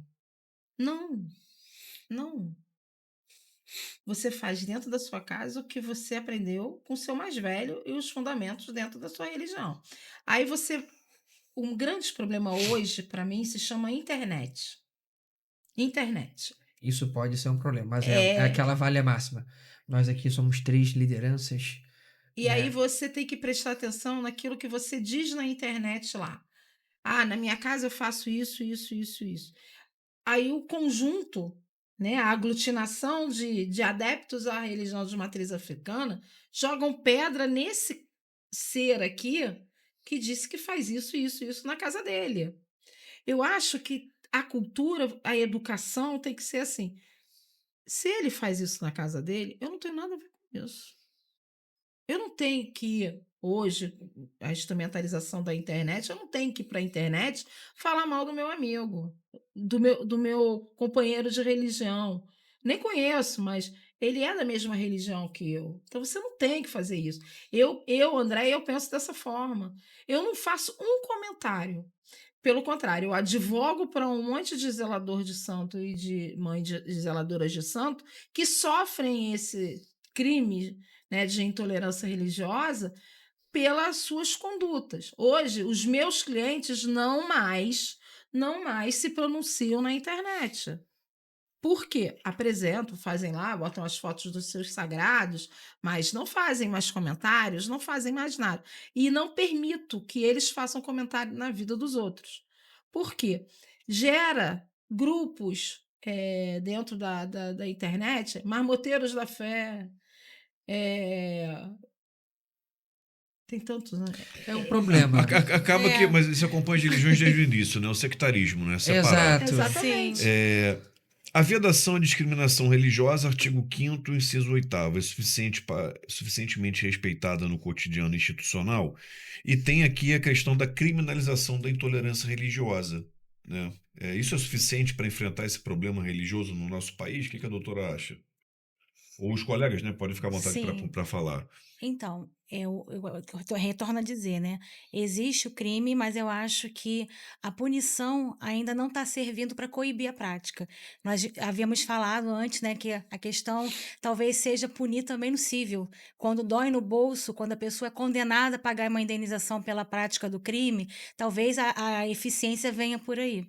Entendeu? E a repercussão daquilo também tem um caráter Sim, pedagógico, né? talvez se a gente seguir nessa linha, a gente talvez vai conseguir obter resultados melhores. Eu também concordo com você, Camila. Eu acho que, além de você responder criminalmente, né? Eu já tive 2 condenações por intolerância religiosa. Conta pra gente, assim, O como que é que que o aconte fato aplicado é o que fato, a norma e aconteceu? o julgamento dos O tribunais, que acontece? caso concreto. Aí depende da região que Uhum. aconteceu o fato. Eu tenho um fato que foi, assim, emblemático, que aconteceu na cidade de Itaboraí. Isso foi divulgado na época, o zelador de santo da menina que sofreu o crime de intolerância ainda não tinha sido determinado a questão do racismo, né, religioso, só se tratava da intolerância. Ela fez o santo, né? Era uma IAO. Aí ela foi para um curso de saia, porque IAO não pode usar calça, não pode usar short, não pode usar bermuda, ou é vestido, é saia. Ela foi.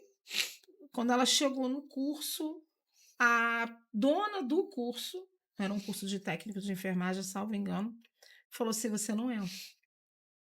Ela falou assim: por que eu não entro? Você está de saia. Aí ela falou assim: mas elas estão de saia. Aí ela, mas elas são evangélicas, você não é evangélica. E Nossa. Aí ela ligou para o pai de santo dela, esse pai de santo que é meu cliente, me ligou e falou assim, me chamou de mãe. Oi, mãe, benção. Eu falei, benção, meu filho, o que que houve? Aconteceu isso, isso, isso, isso. Eu falei, tô indo para Itaboraí. Cheguei no curso, não deixaram a menina entrar, fui para a delegacia. Cheguei na delegacia, fazer o registro de ocorrência na delegacia, pegamos um inspetor evangélico. Não vejo crime. Não vejo crime, não vejo crime. sou juiz, Pedro? Não, aí eu perguntei assim, É. olha só, quem vai dizer se há crime ou não é o seu delegado e o Ministério Público. O resto a gente discute depois. Não, não. Aí ficou. Aí eu levantei, eu olhei assim, a sala do delegado, né? E estava aberta a porta, tinha um senhor sentado. Eu entrei, boa tarde. Ele, boa tarde, tudo bem? Eu falei, tudo. O que que houve? Eu falei, eu sou advogada daquela menina ali. Aconteceu isso, isso. Que isso, doutora? Tá doido? E não registrou por quê? Eu falei, porque o seu inspetor aqui da delegacia, seu serventuário ali, não quer fazer. Como que não quer fazer? Levantou ele. Falou, você não quer registrar? Eu não vejo o crime. Ele falou, cara, você não está aqui para ver nada. Você está aqui para reproduzir e quem vai dizer se há crime ou não, eu vou relatar e vou abrir um inquérito e vai para o Ministério Público. Aí assim Sim. fez. Fiz o delegado sentou do meu lado e a gente fez o registro. Pra você ter uma ideia, Egito, eu tenho uma pastinha amarela que ali tem um registro de ocorrência lavrado com todas as leis. É só colocar os fatos para os inspetores poderem se guiar. Porque não conhecem. Já tem Nas um modelinho. distritais, tá? Na degrade é diferente, que é especializada. Dali, a gente foi. Você vê o delegado redigiu a relatoria final, caracterizou inquérito. Pá, foi pro inquérito. O primeiro promotor mandou baixar de diligência para pegar a oitiva da dona do colégio, que é a delegacia. Tá? Na segunda vez, voltou com as diligências cumpridas, eu em cima. A promotora mandou arquivar. Arquive-se. Isso é um problema que a gente encontra no Código de Processo Penal, porque os crimes que envolvem, né, essa repercussão, né, até mesmo dentro da linha da Maria da Penha, por exemplo, né, são ações penais públicas incondicionadas. Né? E aí eu concordo literalmente, Camila, que a gente precisa de fato haver um estudo e uma majoração das penas. Né? E aí, concomitantemente, você acionar o Poder Judiciário para reparações morais, reparações civis. Né? Mas, sobretudo, assim, a gente teve uma alteração legislativa em 2023 da lei, que é a lei que meio que disciplina basicamente tudo que envolve preconceito e discriminação, que é a Lei 7716 de 1989, que a gente chama de Lei K.O., né? Não falando em si da origem, mas ela tem a ver com a Mãe de Santo, inclusive, né? Quando a gente vê essa alteração legislativa em 2023, pula o crime por si só contra o sentimento religioso, no caso, e a injúria preconceituosa também, de 1,3 para 2,5. Na minha leitura, não é suficiente. Assim como a gente precisa ter a mesma dinâmica e didática com relação a que envolve a violência doméstica. Né? A majoração das penas para a violência doméstica por si só é evidente que tem que tudo fazer um plano, você poder entender regionalidade, gráficos, dados, é muito importante a gente poder fazer isso. E um dos grandes problemas que nós temos às vezes, até mesmo a questão de dados. Que o próprio Estado, naquela cacofonia por si só, cria tanto empecilho que faz com que a pessoa ela se desestimule de fazer. Não desiste. E se o Estado Ela não tem desiste, dados, verdade. não tem dados sobre isso, ele não faz o que ele chama de mancha criminal.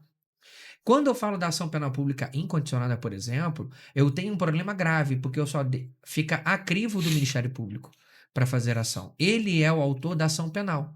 Então, se ele é autor da ação penal, ele é autor para denunciar e também é o mesmo pedinte para o arquivamento. Exatamente. O que vai mudar nessa questão e aí é muito difícil que se mude, é que da decisão de arquivamento do pedido do Ministério Público, você pode recorrer ao Conselho do Ministério Público. Eu recorri à Procuradoria. E aí, assim, é uma balança que você olha assim, bom, vai dar, será que dá bom? Será que não vai dar bom? Vai para um conselho. Não deu bom. Não deu bom? Não deu bom. E aí você tem um problema. Mas eu tenho um outro caso que foi aqui em Niterói, também foi de grande repercussão, e o Ministério Público concordou com o prosseguimento do inquérito. Saiu a sentença, essa pessoa foi condenada, tem uma pessoa pública, ela foi condenada, e na época a juíza falou assim, doutora, tem ação, eu entrei com a indenizatória, né? Tem ação indenizatória? Eu falei, tem. Aí ela falou assim, se a gente fizer um acordo aqui, a senhora pode desistir lá da ação. Eu falei, não, tudo bem, mas eu acho que tem que ser condenada a uma indenização para maior órgão do corpo, que é o bolso, como você falou, e assim foi feito. Teve um caso também no Menger interessante, até curioso, que saiu matéria no Conjur, dizendo o seguinte, né, que a pessoa foi condenada nos corredores do condomínio, alguma coisa do gênero. Opa, eu tô na minha área. Então, A gente, foi curioso isso. Por sinal, já está convidado. Eu estou organizando um livro sobre políticas antidiscriminatórias em condomínio. A pessoa me trouxe essa pauta, o condomínio é minha. A gente casou ali. E a gente quer trazer todas essas questões. Capacitismo, etarismo, racismo, questão Conta religiosa. comigo. Então, me lembra depois. Por favor. Verdade. Conta comigo. Ele é bom. Já tá convidado. Ele é bom. Esse ponto foi até curioso, porque é uma sentença que saiu no Juizado Especial Cível do Meier, uma ação do ano passado. E aí eu, curioso, né, fui olhar os autos do processo, né? A pessoa, ele era de um segmento cristão, mas eu não sei se era católico ou evangélico, só que ele tinha um problema gigante de ter... E não era um condomínio edilício, era um condomínio de fato, né? Parece que era uma vila ali no Meier, e a pessoa, ela ia com água benta e ficava na porta de todo mundo eu vi benzendo. isso. Eu vi isso. Eu achei isso curioso, Então porque... ele era católico, a água benta Então, é católica. e Saiu aí eu semana comecei... passada na ação jurídica. Então, e aí eu cheguei a ver, eu fui olhar a sentença de curioso, né? E aí a juíza leiga, né, no teor, foi muito categórica, né? Que a questão é que não ultrapassa os limites da liberdade religiosa. Muito pelo Sim. contrário, existe um Eu li essa excesso, sentença. né? Porque ninguém tá pedindo para que você vá na porta do outro, Fica né? Ser jogando benzido, Água né? benta. É. Teve um caso em um condomínio aqui Agora, no... experimenta fazer o contrário, passar com a Com a folha... né? Se eu passar... Experimenta, né? Alteridade, como é que seria? E aí é justamente 2 pesos, 2 medidas. Então, assim, a gente precisa olhar muito, principalmente em condomínio, né? Até porque condomínio tem uma diversidade absurda de pessoas, diversidade de tudo De que tudo, existe, né? né? É um recorte da sociedade, o microsistema sociopolítico. Eu estudei na UF Sociologia e Teoria das Organizações e Administração por esse prisma para ser um pouquinho do direito. E estou aguardando lá, se não for dessa vez, vai ser a outra, para entrar no doutorado em Sociologia do Direito. E a cobrança que veio lá de cima era para escrever alguma coisa nessa área, que é uma área nova. Na UF ainda. Na UF ainda. Ah, tá. Não, beleza. Não, vamos Porque depois trocar uma ideia no final do... muitos estudos, né? A gente troca uma ideia no final do condomínio. curso sobre isso. Mas o ponto é o seguinte, nós temos uma vasta discussão, né, de falar sobre isso. Nós vamos, se a gente for entrar, nós temos também a questão da intolerância envolvendo os próprios contratos de consumo, né, o uso dos aplicativos, né? Então, assim, recentemente nós tivemos condenações junto a alguns aplicativos de uso de transporte, Uber. né, por conta... Eu posso falar porque eu tenho sentença contra a Uber. Não, sim, Eu não tenho por sentença, enquanto... eu tenho processo correto em segredo de justiça. E existe uma dinâmica muito interessante, porque assim, até que ponto também há uma punição dos fornecedores com os seus usuários que cometem infrações desse modelo. Então, assim, a gente vai verificando, né, até mesmo para a gente poder falar sobre, aí é literalmente um parênteses, sobre racismo ambiental, né, até que ponto, por que o desenho urbanístico da cidade de Niterói é muito, isso, em Caraí, por exemplo, né, é diferente do desenho urbanístico que quando você fala lá do Largo da Batalha, né? Estou aqui literalmente dando um exemplo muito esdrúxulo, mas isso existe muito com a lógica dos metrôs, da existência do metrô, né? Por que o metrô da linha 1 ele não consegue ser mais decisivo para poder fazer um serviço maior de transporte? E a linha 2, por exemplo, é uma linha que sempre está por cima. Existe uma discussão urbanística sobre isso, né, que envolve o racismo ambiental. Por que em Irajá você não existe um motivo ou até mesmo uma implementação da ação afirmativa da prefeitura ou do estado de cultivo da própria urbanização de modo geral? É claro que é um fator extremamente assim, muito raso que eu estou falando aqui, mas é um ponto a se pensar, né? Porque algumas estruturas elas servem muito bem para um lado e elas acabam não conseguindo fazer pelo outro, né? Existem núcleos, né, que o Estado fundou para atender as vítimas. O Ministério Público também tem um núcleo sobre isso. Mas a gente volta àquela velha máxima, Egito. Não adianta a gente tentar fazer uma ação afirmativa, uma política pública, sem que não haja efetivamente o espaço da educação. A Cadepol tentou, né, sob a gestão de um determinado secretário da Polícia Civil, implementar isso nos quadros da Cadepol como uma matéria a ser debatida. E aí, pegando, literalmente, né? teve uma resistência. Então, assim, é evidente que teria uma resistência, né? O assunto da intolerância, do racismo, é um assunto muito caro. É um assunto Eu que cabe queria pegar um gancho aí, porque assim, me parece que a intolerância religiosa ela tem sido mais forte na matriz africana, porque também envolve o racismo. Eu tô correto no meu raciocínio? Sim, porque a intolerância religiosa é o não fato de não tolerar a religião do outro. Ponto. E a intolerância religiosa, esse termo intolerância, não é uma norma penal positivada, que na doutrina do direito penal é aquela norma penal em branco. Você não precisa dizer que ela está positivada, ela por si só, os seus efeitos e o seu entendimento já diz que é isso. Só que o Código Penal, por exemplo, curiosamente, ele tem, além do artigo 208 que fala sobre crimes contra o sentimento religioso, ele também tem, no mesmo Código Penal, 2 crimes que foram instituídos para perseguir povos de matrizes, que é o crime de charlatanismo e o curanderismo, que ainda estão ativos no Código Penal. E pasmem. E vou te falar, não caiu em desuso não, tá? E pasmem, né? Traição já foi crime um dia. O adultério já foi crime de 2005, quando revogado. Então, a gente tem uma evolução ainda pormenorizada da sociedade. Então, o racismo, de fato, quando a gente fala de intolerância, a pressuposição é racismo. A gente não está falando de apenas um conjunto. Está falando de racismo. Você está falando do crime de charlatanismo, né? A gente tem visto muita gente... eu acompanho, né? Muitas ocorrências de charlatanismo derivado da nossa religião, né? Eu estou acompanhando até uma situação que aconteceu em Manaus, foi noticiada até pelo Fantástico. A gente tem um problema gigantesco com perturbação da tranquilidade, ainda mais é um outro ponto que volta o condomínio. Existe com relação, por exemplo, ao pastor da igreja evangélica que está pedindo dinheiro, existe também? Não, dinheiro não. Dinheiro não. Dinheiro não. Mas tem várias ações aí, eu acompanho até porque eu lido com isso, né, diariamente, questão da água ungida. Isso, Eles utilizam elementos, né, para fazer a venda. É o paninho, né? É o copinho da água, a garrafinha. Eu tenho visto. A garrafa que traz de Israel também. Isso é charlatanismo. Eu fiz história, falei para vocês, né? E gosto muito de ficção histórica. Então, todo autor que escreve sobre alguma coisa relacionada a esse tema, eu leio. E aí, eu estava lendo Crônicas da Saxônia.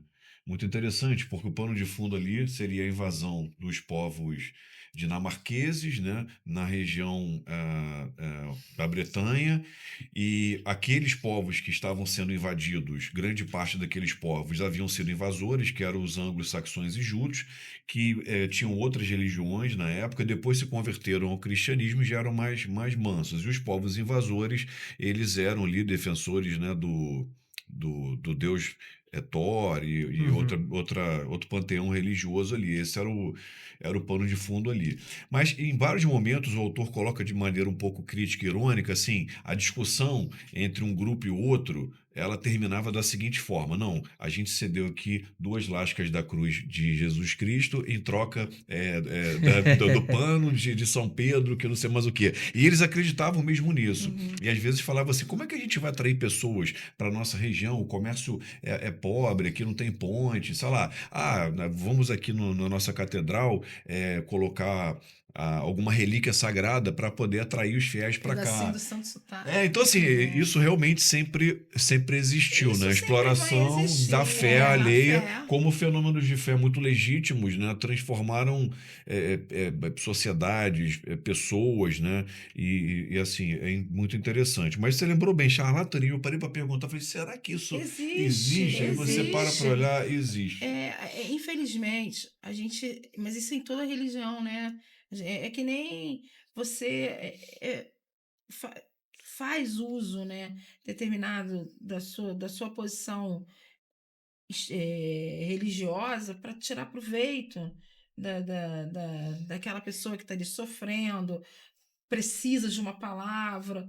As pessoas, num certo momento, num dado momento daquela relação, vai acordar e vai se sentir enganada. Porque é o caráter, né? Então a pessoa já tem um caráter ruim e ele se apropria daquela religião, né? Faz um personagem, vende para aquela pessoa que está fragilizada, né? E ela se sente acolhida e acaba caindo. Se você for eu tive busca... um caso interessante na minha empresa. Aquela senhora que eu falei que trabalha lá em casa, que é pastora, quando a auxiliar de serviços gerais ficou de férias, essa outra senhora era um pouco mais nova, tinha mais energia. Falou: meu filho, bota lá para trabalhar e tal, que eu vou cobrir.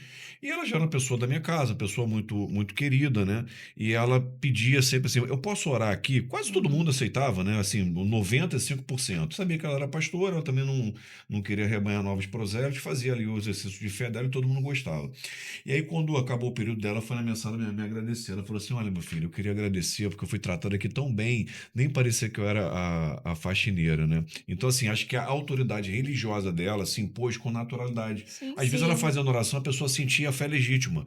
Eu tinha um rapaz que trabalhava com a gente que ele sofria preconceito ao contrário, né? Uhum. O grupo dele era quase todo de evangélicos e ele era muito parecido com ela, lourinho, de olho claro e um bandista. E sofria preconceito quieto, porque ele era um pouco diferente ali. Uhum. Quando ela fez a oração, ele falou assim: nossa, que energia gostosa, parecia vovó, não sei o que e tal. Então, É, assim, eu acho que vale muito a autoridade moral da pessoa, se ela tem sim. uma vontade de servir realmente, se o seu exemplo acaba sendo exemplificando a fé. Acho que Sim, é seria um Eu ponto. acho positivo. assim, como a gente estava conversando, eu respeito muito a fé da pessoa. Vamos fazer uma oração? Vamos. Vamos rezar um Pai Nosso? Vamos. Para não haver a intolerância, basta você respeitar. Respeitar a crença, a fé alheia.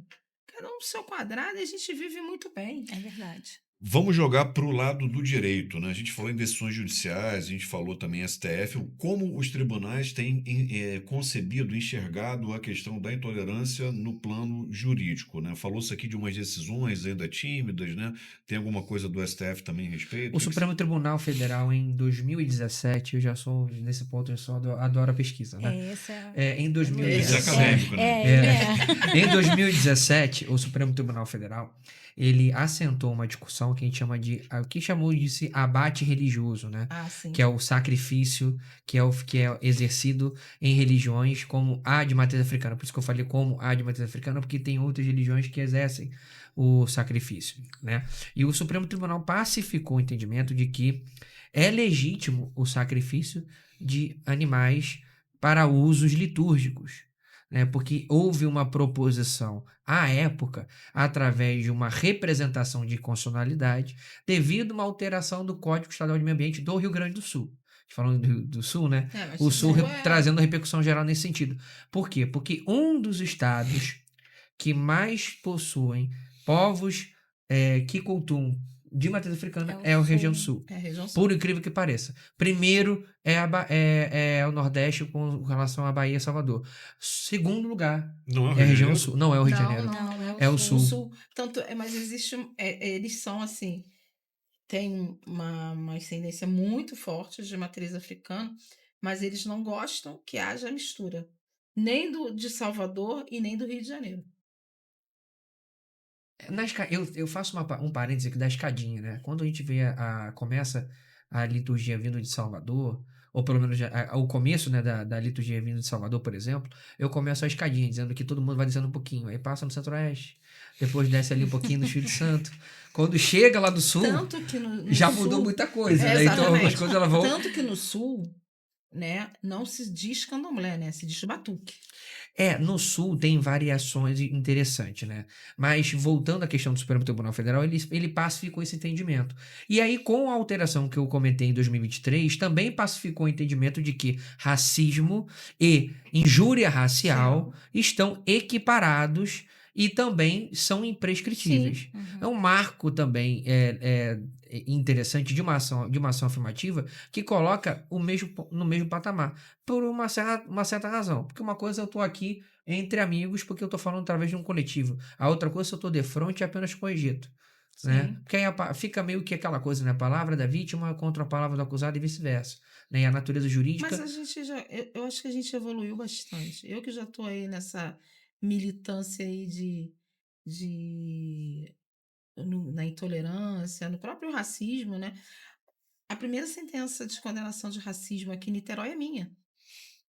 A minha sentença. Eu estava estou num grupo de advogados, recebo a sentença.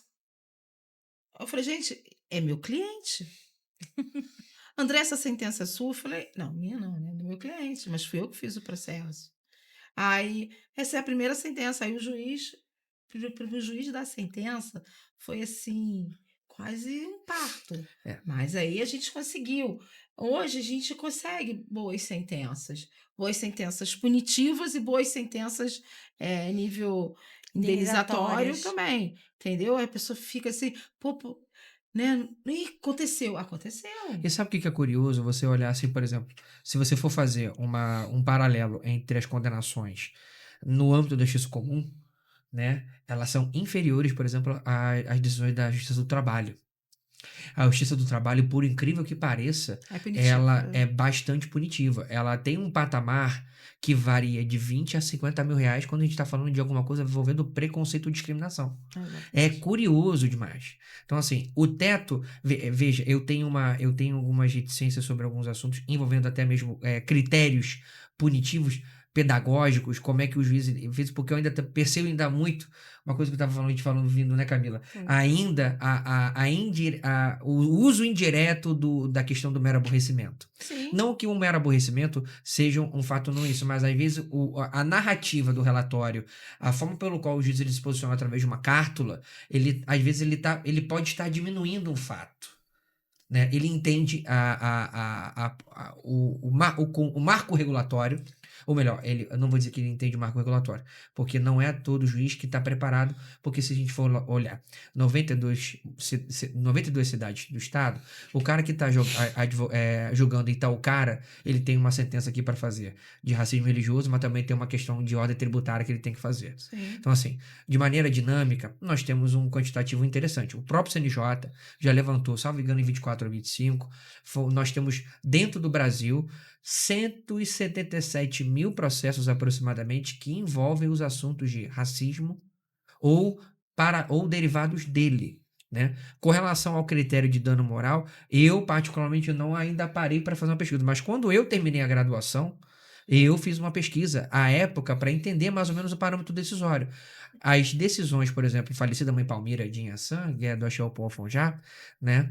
Ela foi uma das mães de santo que no começo dos anos 2000, intentou uma ação reparatória contra uma rede de televisão, que era altamente destrutiva, que tinha, de fato, uma presença de público massiva de destruir o povo de matriz africana.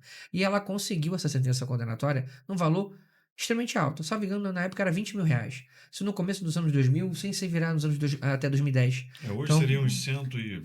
que seria mais ou menos uns isso, 100 cento e mil. poucos mil, 200 mil reais. 5 vezes mais. Falecida também. Palmira faleceu na época, acho que um pouco depois da pandemia, mas isso é um caso do começo dos anos 2000. De lá pra cá, a gente tem tido uma certa dificuldade, aí é aquela coisa, né? Eu não fiz uma pesquisa ainda sobre isso, mas o patamar, 30 volto, mil. curioso, na Justiça do Trabalho, que ela é muito mais punitiva, ela pune melhor, Sim. mal comparado do que a Justiça Estadual nesse momento. Mas sabe por que a Justiça do Trabalho pune mais? Porque a Justiça do Trabalho trabalha com valores. Valores morais e valores financeiros. Porque ela está sempre ali tendendo, fazendo conta. Eu tenho um processo, tinha um processo aqui na segunda vara do trabalho de Niterói, trabalho doméstica, trabalho escravo análogo. Análogo ao trabalho de casa. E esse processo até meio que ficou meio perdido porque a reclamada veio dizer que a minha cliente era amiga, e até a gente desconstruir essa questão da amizade para provar a relação de trabalho, a juíza falou assim: Andréia, eu acho que a gente vai ter problema. Porque ela é assim reclamada, uma pessoa de ascendência grande aqui em Niterói. Falou: você é a juíza. Você dá a sentença. Se eu não gostar da sentença, eu vou com o TRT. Aí é a questão. E ela condenou. Ela foi na ponta da caneta mesmo e fez a questão do assédio e tal, e houve uma condenação. Entendeu? Então, eu penso que a Justiça do Trabalho é mais punitiva a nível material, no caso do assédio, do racismo, até por discriminatórias mesmo, por conta da natureza dela. Bom, vamos já encaminhando aqui para o final com 2 perguntas aqui importantes e sem exaurir o tema, né, que o tema é muito rico. Ensino religioso nas escolas públicas, ele pode coexistir com o Estado laico? Existe a lei. uma das perguntas, né? E a importância da proteção religiosa como condição para a democracia e o papel do direito nessa cultura de tolerância, né? São três perguntas aí. É ensino religioso no Estado laico, se a proteção da diversidade religiosa como condição para a democracia e o direito como fundamental para a construção de uma cultura de tolerância, né? E aí eu jogo para vocês irem batendo esse papo. No fim, depois a gente encerra com a mensagem final ainda. Eu costumo, como a Andrea falou, né, que tem a lei federal, né, que disciplina sobre esse assunto, a gente tem que ir muito para além do que a lei da proposta, né? A gente precisa entender que a cultura religiosa é uma cultura que traz cultura, né?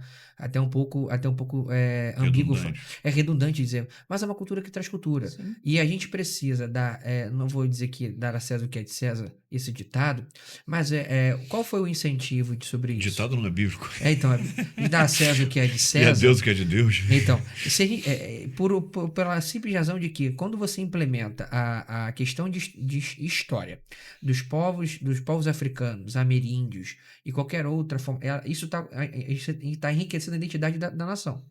Eu falo de enriquecimento, eu estou falando de identidade. Eu não posso esquecer que o Brasil ele não foi cultuado, ele não é cultuado, ele não foi povoado por pessoas de padrão europeu. Aliás, a colonização ela é europeia. O que tinha aqui foi suprimido. Então, o que acontece? Com o padrão europeu, né, por si só, ele suprime a cultura daquele lugar para impor a sua. Isso é o que resgata a 10.639. É lembrar, é fazer com que você entenda, dentro do contexto educacional, que a formação do país ela é uma formação plural. Se eu digo isso enquanto pluralidade, eu estou dizendo em tudo. Eu estou dizendo em culinária, eu estou dizendo em música, eu estou dizendo em vestimenta, eu estou dizendo não apenas da religião, mas eu não posso deixar com que o nosso garoto, a nossa garota, os nossos jovens entendam que a formação social, política, econômica do Brasil é uma formação estritamente eurocêntrica. Longe disso. Um país de gama, uma diversidade. E principalmente, como eu falei anteriormente, de uma longitude continental, não tem como a gente pensar. Então, a lógica eurocêntrica é uma lógica de imposição. Esse é o papel do ensino religioso. Que aí ensino religioso porque vulgarmente falando, né? Mas se a gente estiver dizendo isso, a gente está falando de pluralidade. Ainda eu gostaria da história do cristianismo, que ela é muito rica. Você vai compreender ali Exato. o surgimento da religião, né, o grande cisma Oriente-Ocidente, questão iconoclasta, né, o surgimento de várias seitas, né, a heresia. Nossa, é muito interessante. Só a história do catolicismo, do cristianismo, dos evangélicos é interessante. As reformas religiosas. Sim. Eu entreguei para um amigo uma vez um livro que contava exatamente isso na visão kardecista, né? E aí tinha lá umas situações e a gente ficou conversando depois. E ele falava o seguinte: olha que legal, né? Tava citado lá, Jan Hus foi um dos primeiros reformadores religiosos, né? John Knox, Calvino e Lutero. Ele falou: Egito, eu fui procurar Jan Hus. Olha que engraçado, o livro não conta, mas eu fui procurar. Jan Hus ele foi condenado na fogueira e tal, ele profetizou. Ele falou assim: vocês estão queimando esse ganso, daqui a 100 anos virá um cisne que varrerá toda a estrutura da Europa. E aí ele foi procurar Jan Hus a João Ganso, no dialeto bávaro, na região lá que ele criou. E o cisne que varreu toda a Europa foi Lutero, reformador religioso, né? Então, assim, quando você estuda a história das religiões, você vai ampliando a sua mente entendendo que elas fazem parte de um contexto sociocultural, econômico, né? Daí, eu acho que você coloca com importância o ensino, né, da história, da história negra, o ensino das religiões também, e aí vai abrindo a mente da pessoa para compreender que é um fenômeno humano, talvez, né? E é justamente evitar a supressão de cultura. Porque quando eu tenho essa questão, eu tenho um apagamento, eu tenho um genocídio, né? Apesar de não ser um genocídio por si só que mate pessoas, né? Mas você Invisibiliza, tira suas invisibiliza e raízes. você Sim. mata a cultura alheia. Você destrói aquilo que, por exemplo, aquilo que foi construído. Ou melhor, aquilo que a pessoa no tráfico negreiro, por exemplo, chegou absorvendo aqui e ela teve que ser imposta por outro lado. Então, Perde a assim, identidade da pessoa, perde né? isso, e aí o brasileiro ele tem um problema muito grande de ter conflito com a sua própria identidade. É claro que isso é um assunto também muito denso, né? Mas o Oh, brasileiro ele oh. tem um problema de conflitar a sua identidade. Então, portanto, eu Não acredito que aceita, né? e aí sendo e aí fechando a minha fala, existe existe uma questão muito importante que o Brasil precisa entender precisamos entender a nossa história.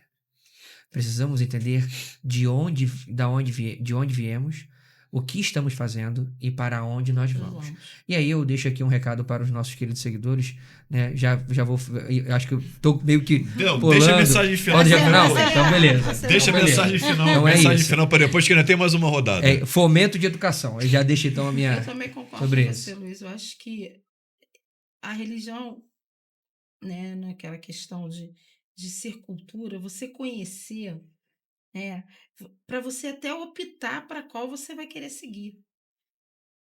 Você Ou de repente ser universalista, que não tá ser mais pro meu caso, né? universalista. Não importa. Até mesmo ser um ateu. Até mesmo ser um ateu. Graças Sim. a Deus, né? Ateu, graças a Deus, né? Né? Esse é o ateu bom. Você tem. Ó, curioso, Você né? é Tá curioso, né? ateu. Eu conheço um advogado que todo mundo conhece, ele, doutor Fernando. Ele é um ateu. Você conhece o doutor Fernando? Um senhor, um advogado muito antigo aqui de Niterói. Ele é um ateu. Ele fala, ele conversa com você sobre todas as religiões. Culturalmente falando, ele conhece, ele fala, mas ele decidiu ser ateu, entendeu? Mas ele tem o conhecimento. Então, eu acho que o importante é exatamente isso. A lei, ela quer resgatar e dar direito aos nossa juventude de ter esse conhecimento. E ela decidiu o que quer ser. Porque a gente tem uma cultura dentro da nossa religião, da nossa sociedade, como bem falou o Luiz, a questão da colonização e tudo. Todo mundo é católico. Depois passa todo mundo a ser cristão. E as outras religiões? Olha, e pensando numa coisa aqui que agora eu estou aprendendo, na verdade, na religião que você pratica, que você vivencia, foi preservado muito da cultura É que foi totalmente apagada, né? cultural. Interessante. É. Muito interessante. Eu tinha olhado por esse prisma. Interessante. Então, eu acredito muito na questão. Se você for pegar ao pé da lei, ler e você ter essa noção, é para te dar esse embasamento da cultura, do seu poder decisório, ter a sua opinião formada. Infelizmente, a gente não tem implementação da lei como deveria ser, mas é muito importante. É muito Sim, importante. eu acho que conhecimento é libertador. Se você conhece a história de como, né, surgiu a religião, você vai passar a entender, né, aquele teu amigo que pratica a fé diferente. Agora, tem que ser assim, é um ponto na minha opinião, né? A gente não pode entrar nos dogmas das religiões. Eu acho que assim, a gente tem que passar a parte histórica. E aí Exatamente. você vai passar a respeitar e depois você vai escolher. Se você gostar mais de uma, vai aprofundar o assunto, né? E vai tomar a sua Aí própria você vai decisão. procurar, você vai ler, vai, Isso. né? Vai Até estudar. experimentar Sim. para ver. Bom, rodada final. Se você pudesse deixar uma mensagem para quem nos ouve hoje sobre convivência religiosa em uma sociedade plural, qual seria? Doutora Camila? Respeito acima de tudo. Nem tudo que a gente acha que é correto para nós, né, vai ser para o outro. Então, antes de pensar, né, em falar alguma coisa que vá ferir alguém, pense se vai ferir você. Se te ferir, então você não pode falar para o outro. Se Eu acho que colocar no lugar do outro, né, se como colocar no autoridade, né? lugar do outro. É sempre assim. Você tem que pensar assim: se eu vou me sentir mal com o que eu vou fazer, eu não posso fazer isso com o outro. A palavra base, acho que assim, para você não ter conflitos, né, religiosos, é o respeito. É o É aquilo que eu respeito. falei no meio do programa, o respeito é a base de tudo. A base de qualquer uma relação é o respeito. Então, com relação ao assunto religião, respeita o coleguinha, que tudo vai caminhar. É muito simples, é muito simples. A crença é um direito seu, individual. Se eu gosto da minha religião, se eu professo a minha fé, isso não tem nada a ver. Se você é cristão, ótimo. Vamos respeitar. É básico. É básico. Eu não gosto muito dessa expressão intolerância. Eu não nasci para ser tolerada. Eu nasci para ser respeitada. Em todos os sentidos. Sim. Em todos. Eu não quero que me tolere porque eu sou mulher. Não quero que me tolere porque eu sou Tolerar gorda. também para suportar, É né? suportar. Isso, Eu é. acho que é uma palavra É muito forte, pejorativa. é. Então, eu quero ser respeitada. Basicamente é isso. Muito bom. Então, você tem que prestar atenção no seu. Acabou. Eu fecho com a fala de que há um escritor francês chamado Pierre Verger. PRVG. E eu gosto muito dessa fala que ele escreve no livro, que é o seguinte: o candomblé sobrevive até hoje porque não tem vontade de mostrar a ninguém uma verdade absoluta.